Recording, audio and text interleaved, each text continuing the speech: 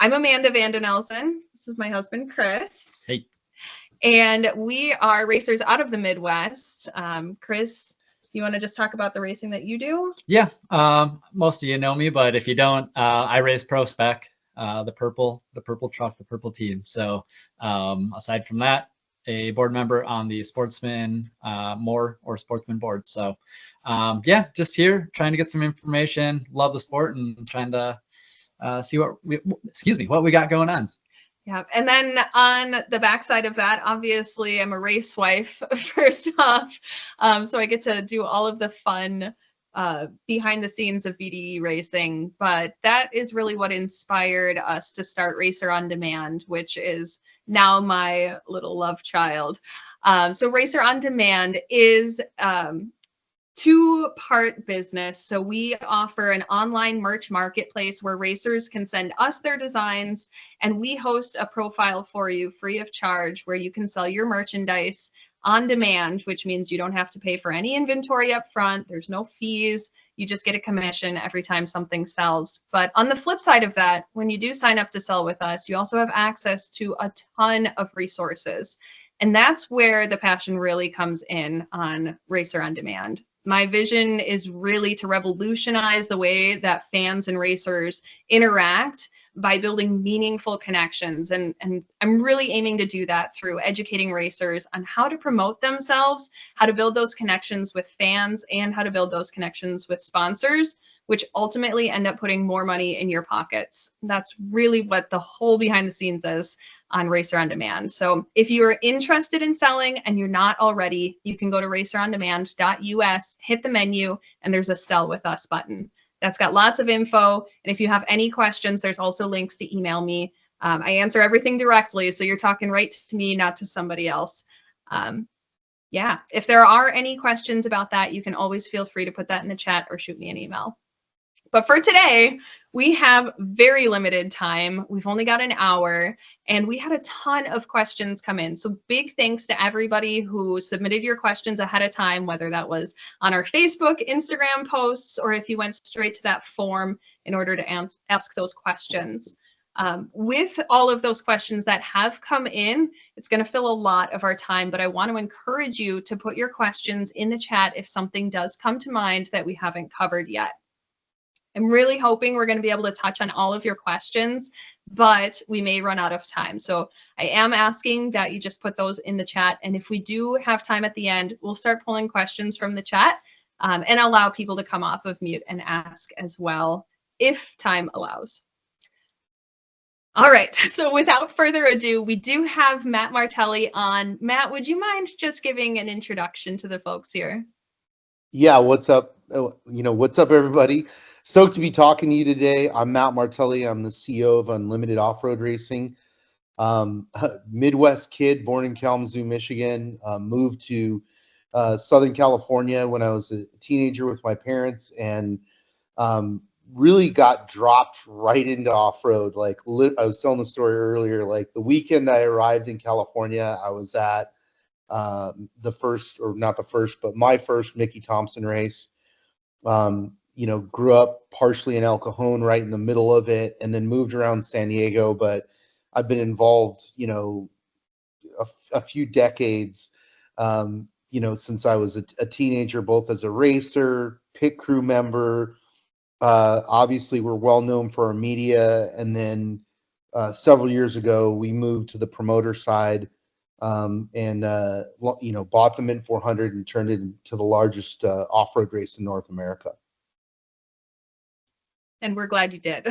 And we're equally glad that you're extending short course out to that race. So we have a few questions for you. So I'm just going to kick off with the first one here. And first off, just tell you that I can't speak for everyone, but I can tell you that our race team and our sponsors are all really excited to see short course come back to the desert.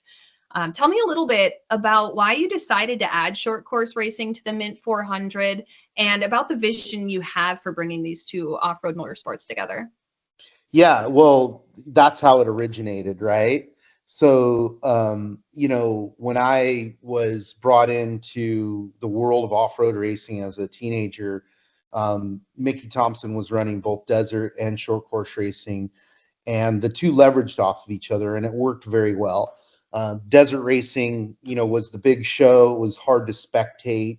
There was very little media coverage at the time, but short course racing could be brought into stadiums and in front of large crowds, right? It evolved into our current version of what we have of short course racing, which I love. I'm a fan of. I've been involved with race teams and the media side since Soda, Championship Off-Road Racing, Lucas Oil, etc. And we've always, my brother and I, and Killian, my cousin who works with us, he's basically my right hand. We've always looked at short course, and we wanted it to be reconnected with desert racing because we believe that's where it belongs, and and frankly the cultures cross over, right? That being said, we had to kind of wait until the timing was correct. And as we know, last year there was a lot of drama between two leagues, and we didn't want to be used as a pawn in the middle of that, right? Our goal is very simple. It's to, unlock the value of short course racing and show it to our existing audience and really new audience, because the differences between desert and short course racing, it's like a perfect marriage. Desert racing is long. You have these big lulls of energy while you're waiting for vehicles to come around. And short course racing is short. It's 15, 20-minute motos that are great for short attention span, but you kind of lose people after a couple hours. So we think we've come up with a format that will work really well for both, maximizing both, and I'm sure it'll evolve. I'm sure we're going to try things, and some things are going to work, and some things we're going to look at and go like, that didn't work, right? But we're really excited, and I just think short course is incredibly valuable, and we've watched the success and failures of other promoters and other leagues, and I think we have a more holistic approach to it from a cultural perspective, right? Because the culture is here on the West Coast, it is in the Midwest. These two disciplines are inherently tied together via their DNA, and we want to reconnect that and leverage off of it. Yeah, you did mention, and I'm just going to pick on this because it's something I preach a lot in my blog posts and in talking with our racers, is the word value. And you mentioned a couple times how short course has value and how you're unlocking the value. I think there's also value there for our racers and for their sponsors. Tell me a little bit about what kind of value you see for the Midwest racers coming out. Yeah, I mean, look, let's be real blunt. Like, the most valuable race at this point is Crandon, and it's a massive race. It's got a great built-in audience. The people that built it have done a fantastic job, but it's only serving one geographic area of the country, right? And it's really difficult to get people that are outside of that area to travel. I mean, being from the Midwest and living on the West Coast, I see both sides of it, right? Like, the West Coast looks at, that area as like, I think that's in Canada or Alaska or something, right? So it's far away and kind of, a journey to get there. I think that's one of the biggest things that we look at, and we go like, how can we maximize the unlocking the value of the show of short course, and that's putting it in front of people. And one of the reasons why I think that other promoters and race leagues have failed is like, there's a lot of stuff going on the West Coast. It's very difficult to get people to attend events here, period. So once you have an audience, you're pretty powerful. And we do, for the Mint, we do, and we can leverage that audience. So it's not like another, hey, we're going to do a short course race wherever. I remember Lucas Oil struggled to sell a few thousand tickets to Lake Elsinore, which was a fantastic track and a fantastic venue. And part of that is just because, it's a standalone event. And when you look at, we go back to some of our history in working, within, and with X Games and watching that evolution of X Games happen, is they grouped disciplines together until they got the right formula. And so that's one thing I'm really proud of with the Mint 400 is we took it from being a desert race to creating it into an event, right? It's a happening, it's multiple days, with the backdrop of Vegas, and it really makes it sellable, right? We can get anybody to come to Vegas, for a few days. So I think that's the biggest thing is, unlocking that value using our existing assets, our audience, our reach with media, how aggressive we are on the media strategies, et cetera, and making things free and not putting them, not putting things behind a paywall. We're not there yet. There'll be a day where, the media value for off-road racing is, rivals, things like NASCAR and F1. We're just not there yet. Yeah, absolutely. And with all the value you're talking about, that's value we can sell to our sponsors. All right. So obviously the racer here. So I got some more direct questions for you. Coming from the Midwest, we have some classes that are not traditionally from the West Coast. Myself, I want to be a little biased because I'm in pro spec, right? So that is traditionally not a West Coast class, or has been out there, instead the pro light. So I guess the question is, we have everything from a youth 170 up to the pro fours, and some classes that still don't truly exist out West or haven't. What and who, I guess, will be invited for that? It's a great question. I mean, let me preface it by saying, like, if we had unlimited time, and that's really the biggest factor, it would be everybody, right? Like, one thing I really enjoy about off-road racing in general, both desert and short course, is that everybody can do it. It's tangible, right? And in whatever budget you have, I'm really proud that, a guy can come race a class 11 VW Bug with us and have a very similar experience to, like, one of our top trophy truck or unlimited truck teams, right? And the same is true of short course. So for short course, we're gonna include all the pro classes. So Pro 4, Pro 2, Pro Light, Pro Spec, Pro UTV, Pro Stock UTV, and Pro Buggy. That's the plan. Okay. Then, once we execute a good race, then we'll look at, like, hey, can we add days and add some other classes? Because we also realize, like, there's a lot of racers out there that are like, hey man, I want to come race, right? Like, we don't want to not include anybody, but our kind of mindset is like, let's crawl before we start running. I think that's fair. Even from, the budgetary side too, the pros are the ones who typically have the larger budgets that'll allow them to get out there, at least for the first year, while we are building value in our short course series too. So speaking of budgets, many racers are building out their budgets right now, and a lot of the questions that came through surrounded the costs that are involved for the Mint 400 short course race. So, out here, we're obviously familiar with the process of buying the USAC license, a champ membership, your entry fees, admission wristbands for our crew members, camping, all that fun jazz. What kind of registration, admission, licensing, pit space, what kind of costs in general can the racers expect? It's going to be very similar to what you guys are currently, paying at, like, a Crandon, for example, right? Like, that's one thing we're very cognizant of is, like, first off, let's address the travel, because that's probably the most expensive part of it. Is we currently don't have a tow money package, but it's something that we're talking about with sponsors, as well as prize purses and things like that.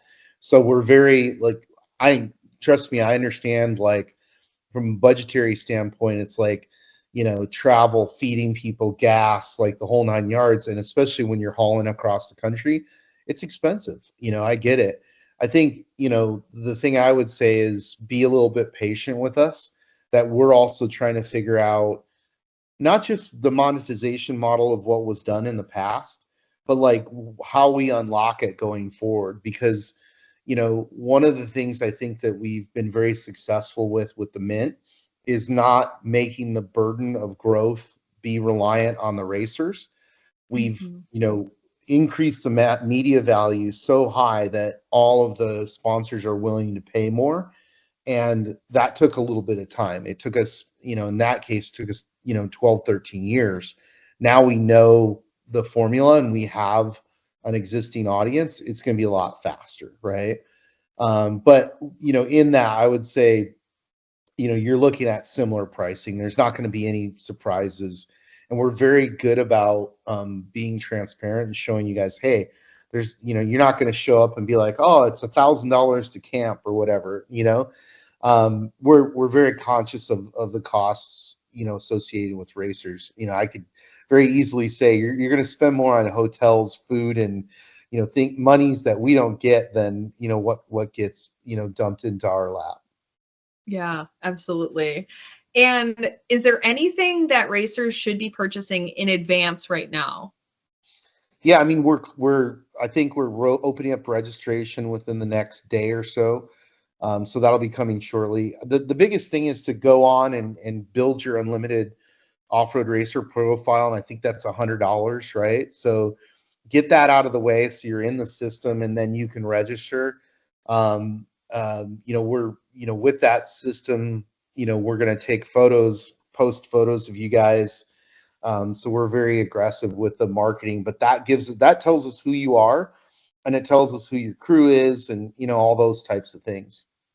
Yeah, and more importantly, if you're posting about it, it's also telling the fans about who the racers are too, which telling that story is worth a lot more than $100. Yeah, I mean, that's a big, you know, kind of thing to discuss, because part of the reason that we've invested so heavily into our database, which is online, if you go search for any desert racer, his bio is going to come up on our site. And, you know, it's photos that we've paid for. Sometimes it's video that we've paid for. But the idea is, you know, we realize that most racers can't afford to spend, you know, thousands of dollars building their own website. So this is a mini version of off-road Wikipedia, for lack of a better you know, term, and it gives us insight as to who you are. So when we're talking about you, you know, on the live stream or what have you, we know what's going on. Love that. Love that. So you kind of hit on it already, but of course I'm going to ask again. Financial side of things, what do you have planned for payout? Is there any information on that? And I guess, like I said, you kind of hit on it at one point, but do you have any more information on that side?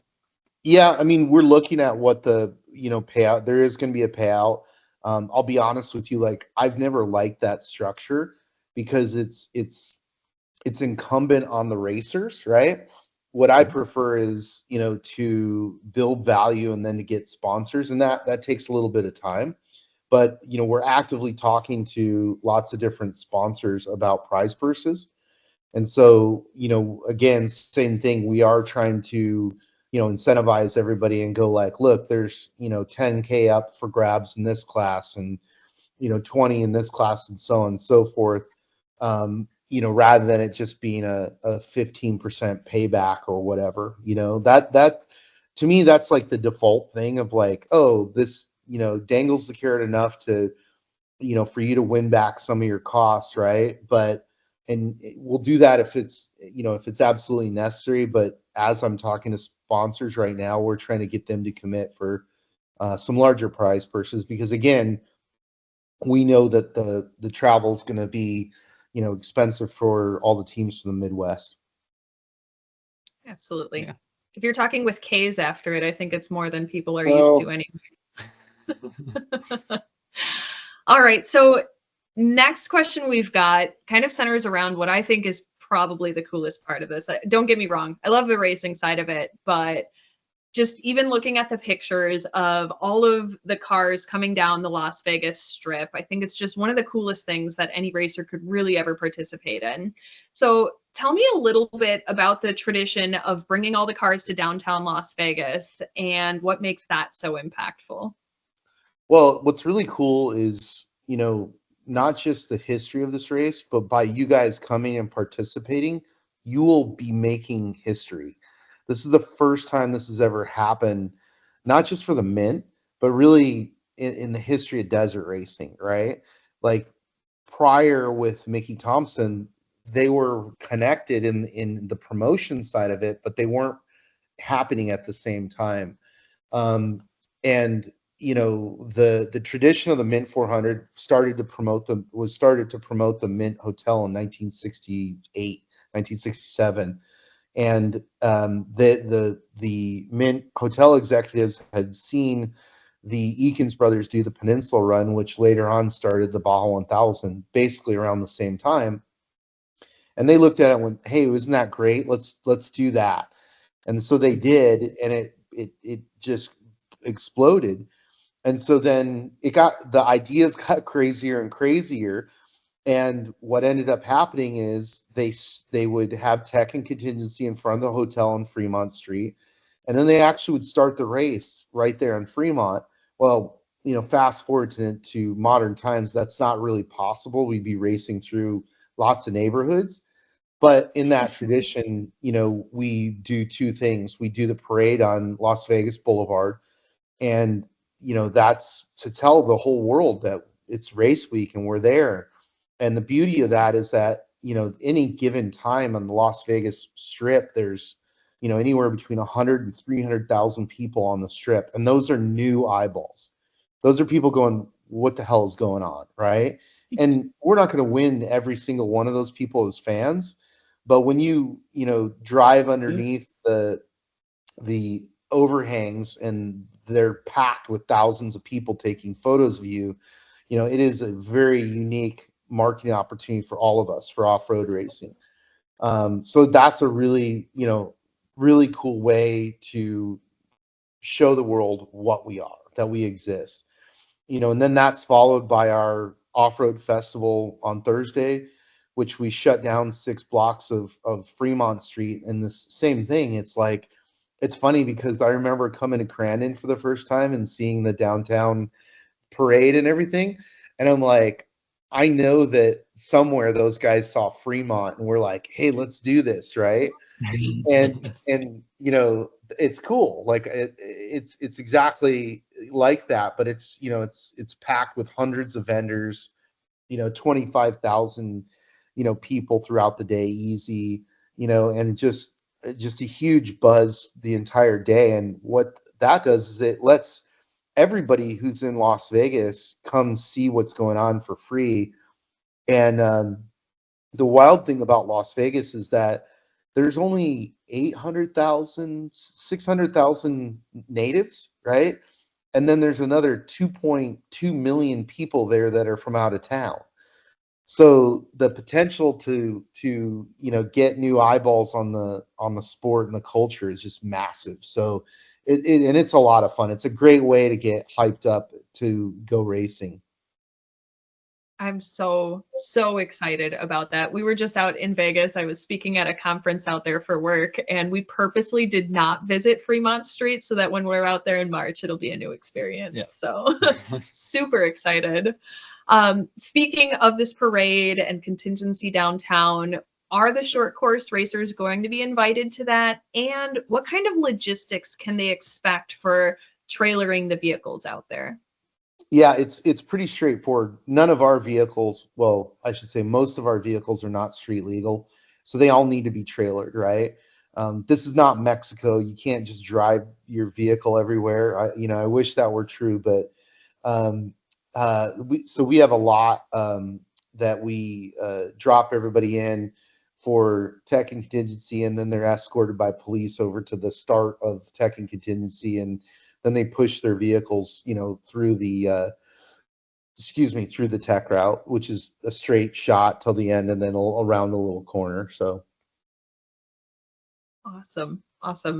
And it sounds like you've probably got dedicated parking and all of that set up for us, right? Yeah, we have it's the world center lot, which is massive, and same thing for the parade. We have a lot we start in and a lot we finish in, so plenty of room for all the trailers. I mean, it's very similar. I think the biggest difference is like most of the short course teams have covered trailers, and most of the desert guys have uncovered trailers. So Very cool. So I've only been to one short course race on the West Coast, which was for King of Hammers. And the big thing that I kind of noticed on there was the lack of space, lack of area for canopies, activations. Not sure what, why, or how on that. So just kind of curious, kind of twofold here.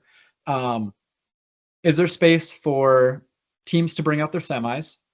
yes. And does it make sense to? But also, is there, and that's dedicated space at the racetrack, but also while at the parade. But also, is there a decent amount of foot traffic, which you've kind of alluded to, at the parade, but also at the short course race, which we are assuming, yes, there's going to be something, but what does that look like, I guess? Yeah, no, it's a great question. It is a little bit different than short course. It's almost like switch. So you guys will be in a pit area that will be on dirt, that will be proximate to the short course track. So it'll be accessible. People purchase pit passes and they can go in there. But it isn't immediately in front of the spectating area like it is like at a Crandon, right?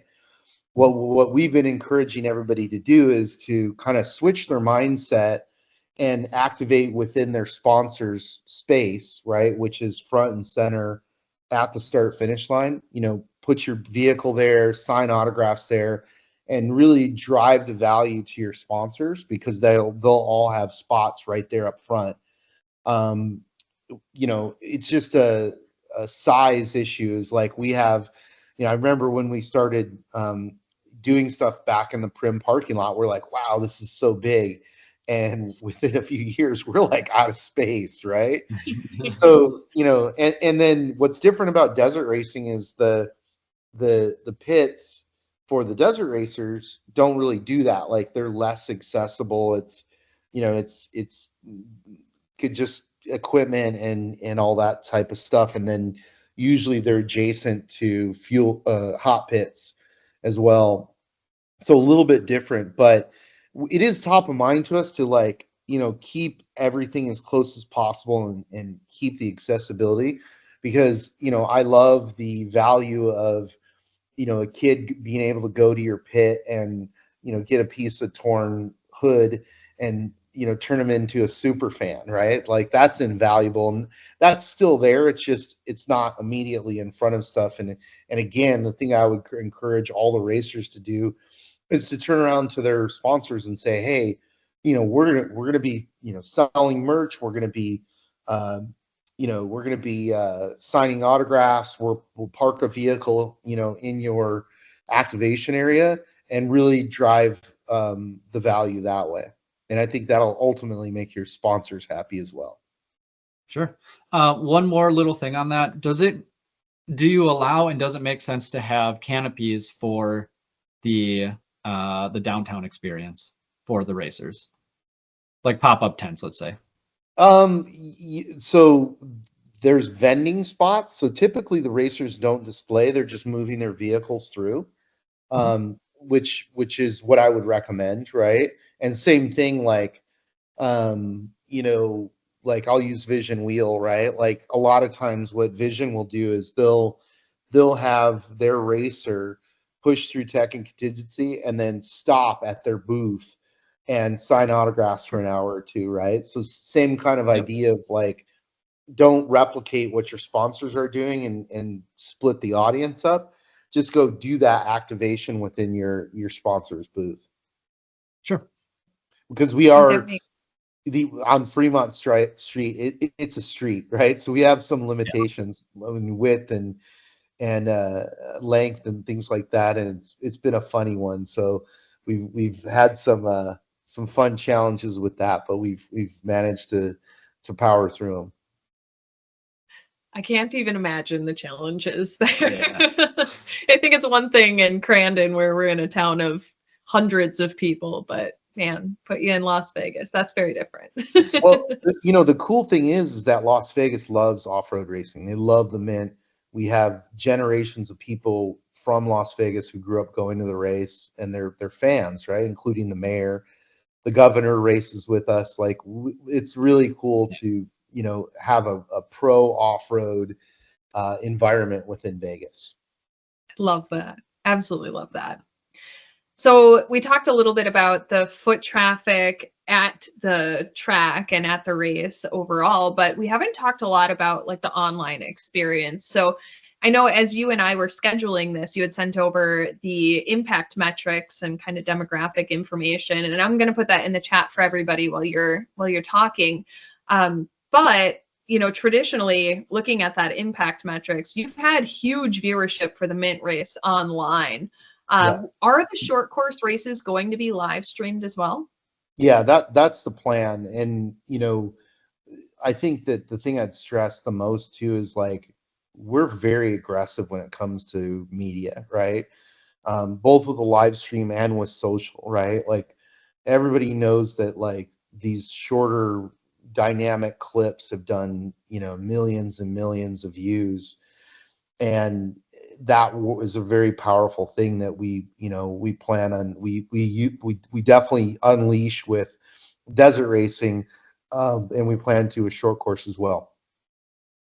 Fantastic. I think the other thing to excuse me, to mention is with live stream is it's a YouTube live stream, so it's free. It's not behind a paywall. Our view of where we're at currently with off-road racing is maximizing the eyeballs is the most important thing, right? So we want that to be visible to the entire world on all the social media channels as well. Very cool. Okay, so looking at past years, the Mint is already a crazy schedule as it was without short course. Can you kind of give us a rundown on what that would look like for the short course racers? Potentially, what day we should be out there, what the schedule kind of look like overall, and just a rundown on that, and how does that interact with the desert racing schedule?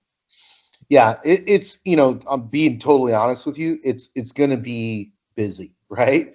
And so basically, what we've done, schedule wise, is you're going to qualify on Thursday, and same day you go through tech and contingency or off-road festival. There should be plenty of time to do both.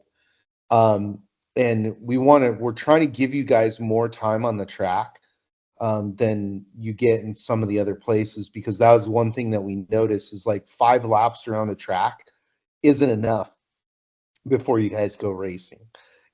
Trust me, I've driven on short course tracks with short course vehicles, and I'm like, yeah, I need another 100 laps. You know what I mean? So that's so Thursday is going to be practice, sorry, and then each day will be both Friday and Saturday. You have qualifying and then racing. Qualifying in the morning and racing midday.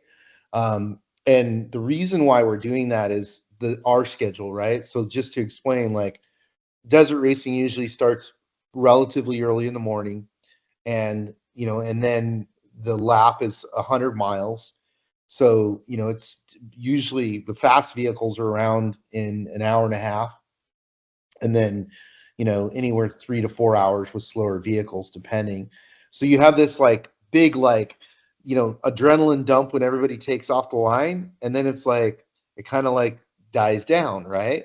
Well, now it's dying. Nope, there's going to be qualifying going on, right? Go over there, watch qualifying, right? And again, that's the beauty of short course and being so close to everything. is just with the noise, it's undeniable. You know that it's going on, right? So Mhm. you're like, okay, I'm going over there to watch qualifying. Then, there'll be a little bit of a break, and then we'll do racing. And during that time, you'd have the first lappers coming around. People will look at those, then they go back out. And then we'll have more time. So really, like, one of our goals with this is to kind of keep this energy level flowing throughout the day, which is not something that we've ever had at a desert race. Like, we have in the past we've done drifting and things in the infield, which are really cool, music, all that kind of stuff. But it's almost like you're biding your time. You're like, okay, Yep. I'm going to walk around until the vehicles come around again, right? Yes. And then we have, throughout the midway, we've got live stream screens placed so people, can see what's going on. They can understand what's going on. So yeah, that's, kind of the run of show. Racing on both days. That was a big question a lot of people were asking me is this like a showcase thing, or are we racing? It's like, no, again, by limiting the amount of racers that we bring out, we're going to give you more track time and more focus, and unlocking the pro classes. And again, nothing against the other classes, but like, at the end of the day, it's like we want to show, the best off-road vehicles doing the wildest stuff, and then that draws everybody. Just like in desert racing, where you know UTVs are our biggest class, but the trucks are the draw, right? Mhm. Awesome. So, talking about the different classes and how different those vehicles can be, I've gotten a few questions about the rules, the tech, race control, safety, all of that kind of behind the scenes, keeping people safe and regulated. So what rules packages should the racers be adhering to? And are racers going to see any familiar faces in that tech tent? Yeah, I mean, let's start with tech. Our tech director is Bill Savage. So, um, Yep. like, a lot of people love him, a lot of people hate him, but he's definitely the best, right? We're gonna use our own rule set, but it mirrors the rules for Champ. There's no radical changes. And then same thing with safety crew and all that kind of stuff. We're well versed in that. And many of those people live here on the West Coast. I mean, again, whenever anything dies that's so prolific, those people don't stop being short course people, Yeah. right? They're just like, well, I guess we're going to Crandon for the, you know what I mean, for the races, right? Or wherever, right? So, that's been the cool thing, is a lot of those people are my friends. I've known them since core, through Lucas, and they're all excited to be a part of this because they know, I think that, they know how passionate we are about this, and making it not just succeed, but be as good as it can be. And again, be patient with us. It's going to take more than year one. But that's our goal, is to truly unlock the value of short course racing, so that the sponsors, the fans, everybody looks at it and goes, this is badass, right? And it has all the advantages that something, that desert doesn't, and its compactness, and it's a very quick show, etc. So, we're really excited for that. I've heard short course called the Midwest's best kept secret. And I'm like, guys, that's a terrible thing. We don't want that. Put it out in front of people. Well, it's similar to the struggles that even desert racing has had, and rally, and like we just saw, the unfortunately, a bit of failure with Nitro Rallycross. Yeah. Which again, like, I think that the difference here that I can impress upon everybody is that short course was kind of removed, from the culture of off-road racing. And off-road racing and off-roading, it's a culture, like, if lightning hits us all right now, this weekend, everybody's going off-roading regardless, right? And there'll be another race and another race promoter, and it's not going anywhere, right? it's a culture, and that's an important thing to understand the value of is unlocking that and making sure that we leverage that. Yeah, absolutely. Trying to wrap up time. Yeah, I can talk about that. So, obviously, we have covered a ton. I don't have any questions in the chat right now, and we do have a little bit of time left. Does anybody have any questions? If you want to come off of mute and ask, go ahead. Cole. Hey, Matt. Cole Abler. Just want to say how awesome it is that you're going ahead and doing this and bringing short course, a legitimate short course race, especially at the Mint, back to it. That's awesome to see. One of my drivers had asked, who races Pro Buggy, which course would we be doing? Would we be racing at the Prim track that's already built there, or would there be a new track that is being built out in the desert by everything? I guess. Yeah, it's the Prim track that's already built for short course. So we'll be tuning that up quite a bit and making some minor changes. Like one of the big things is like, one of my biggest pet peeves is when tracks aren't properly prepped and you can't pass. Agreed. Right? So, Agreed. Again, like having raced and understanding racing lines and all that type of stuff, like, it will be, we think that that's the best way to do it. I don't want to put you guys on a desert course. I don't want to put you guys in soft, loamy sand. It needs to be, harder terrain that you guys can really race on, and and have passing lines and all that, and also like some bigger obstacles. Like I again, I'm not criticizing the Midwest tracks, but they are long and low and fast, and that's the Midwest style. That's totally cool. But on the West Coast, we like to entertain people, and that track is known to be an entertaining track. No, I completely agree. It'd be nice for, unfortunately 90% of the short course racers now are located in the Midwest and everything, and I think everybody would just be excited just to see something different. You could probably do close to the same track of what we have around here, but it's not home. Right. So I think that would be the cool part. But yeah, and too, like, just understand that, like, when I look at that track, to me, there's a lot of things I want to add and change, and that'll come, right? Right. But year one, we want to, like I said, we want to crawl before we start running. No, and I completely agree on that. So no, I think what you're doing is awesome and everything, and that's what I got. You guys cover the rules, and hopefully we just can get enough people out there and make it a great show and everything. That'd be awesome. All right, we have had a couple of questions roll in the chat here. Jeff wants to know if we're going to be racing based off of laps or a timed race like we do out here in the Midwest, and wondering if we're going to have with or without halfway caution, if you know that much yet. I don't, because there's still some discussion going on, right? So, like, I like laps, right, versus time, right, because it's much more definitive. So we're having that debate internally. And then same thing with the mandatory caution. Like, I understand the reason for it. I don't like it. Like, if I'm up front and there's a forced mandatory caution, it would piss me off, right? So again, some of the people that are on our team with Bill Savage, and some of the other guys as well, like, I listen to them.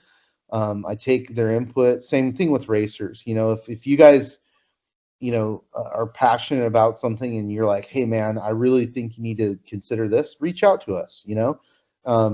It's one of the things that I think is really important to me is, like, I'm not Oz. I'm a human being. I'm going to make mistakes. My team is solid with, kind of keeping everybody in check, but that's, right now, that's the way we're leaning. Awesome. The Funk team is on. They are one of our pro light teams, and they're wondering where they should be staying in Vegas 2 nights in the Prim for the race weekend. Like where should they base out of? Well, it depends on how much you drink, but no, typically we stay in Vegas around the Fremont area. Wednesday, Thursday, and then move out to Prim for race days. And there are rooms, available at Prim still. So that's just the most convenient. Some people, like last year, I actually didn't stay at Prim. I stayed in the parking lot in a trailer, which was great because I could just walk over and pass out, but after a long day. But it just depends on what you want to do there. But I would say first time being in Vegas, like, hang out in Vegas. And just for people that haven't been there, fortunately, when we were out in Vegas, we took a little detour out to Prim to inspect everything. There are two, correct me if I'm wrong, well, there's more, but there are at least two hotels / casinos. Literally, one's right on the property and one's just across the street, correct? Yeah, very convenient. All right, a couple more questions have come through. I don't know if we're going to be able to hit all of them before we run out of time here, but are there going to be a limit on the vehicles allowed in the parade through town? Yes. So if you're going to come, get registered, and we'll notify you when parade registration opens, but that is a first come, first serve thing. We've asked for an expansion. It's expensive. We have, I don't even know, like 100 cops. So it's a rolling closure. So like literally as we're going down Las Vegas Boulevard, the police are blocking intersections as we roll through. And so again, it's a really cool spectacle, but unfortunately most of the casino owners have my cell phone. So they're and that's the entry to, how they make money. So they don't want us blocking their entryways too long. So as it is, it's, usually about 150 vehicles, and everybody wants to be a part of it. So we try and accommodate as many people as possible, but, we definitely want, to celebrate short course racers racing with us and have them in the vehicle parade. Awesome. We're really, really excited that you do. Yeah. All right. And talking about car counts, Pete's got a great question here. Are you going to require a minimum number of cars for a class to run? Yeah, I don't know what that number is. I couldn't tell you off the top of my head, but yeah, I mean, we want we want some racing, right? So talk to all your friends and get them out here. We want to put on a good show for everybody. Yeah. Hopefully we'll get enough pro specs out there. We'll put them all in one trailer and call it good. Yes. We'll get along Yeah. for that ride. All right. And then I think we're caught up in questions in the chat once we cover this one. Michaela wants to know, and she's more on the marketing side of the world, what are the limits for sponsor activations on site? Are they able to sell or demo products? That's a good question. So yes and no, right? So the yes part of it is, if they're coming with you and they're in your pit area, totally fine, right? But what we ask is, it's expensive to put on the events, get them in as least a vendor. They can buy vending space at Prim, they can buy vending space at Fremont. And we're always looking for sponsors. The thing about the relationship between sponsorship between the athletes and sponsorship between the league is it's symbiotic, right? So I know the hustle as race teams, you're like, look, dude, we're trying to get things paid for. That 10 grand is a lot of money to us. It's the same on our side, right? But I think that we're very holistic about the way that we approach it. We want brands spending money with racers. Most of the conversations that we have when we bring sponsors in immediately go to, hey, who are the racers that you're sponsoring, right? What is the payback to prize purses? I'll use O'Reilly Auto Parts as a fantastic example, right? They came to us hey, we want to be involved. And we could have just, they weren't at the time asking for racers. They just wanted to make sure people were coming in their store looking for parts. And so we created this whole limited class prize purse. So basically we focused, a big chunk of the dollars that they gave us on prizes for the limited racers, because we know that those guys are actually going in and buying buying parts at an O'Reilly Auto Parts, right? And that whole thing works, it's putting money back into the pockets of racers. So, we're pretty good about the symbiosis of that. We want racers to, to be compensated and be supported. Love that. Absolutely love that. All right, we are through all the questions in the chat. I have one totally selfish question. Our class 11 is going to run short course. There's a discussion about it right now. But again, it's like, these are things that we're open to, and we think we can fit them in the schedule. So we'll see. All right, you're going to have to let me know, because I'm still trying to talk Chris into putting the 11 in the trailer as we bring the pro spec out. So awesome. Definitely. Well, Matt, I just want to thank you not only for taking the time to talk with us and our racers, but also for really thinking through how to build up the value of our sport.